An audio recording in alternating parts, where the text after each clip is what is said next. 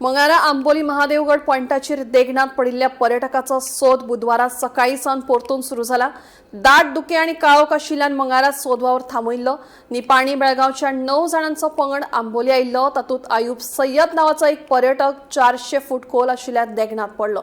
ते उपरांत बचाव कार्य सुरू जालें, पूण सैमीक आडमेळी आयल्यो। मंगळारा थांबयल्लो सोद वावर बुधवारा सकाळी परतून सुरू जाला, पूण दाट धुके आशिल्ल्यान सोद कारवायेक आडमेळी येत आसा। एक पर्यटक या ठिकाणी आला होता आणि तो या दरीत कोसळला।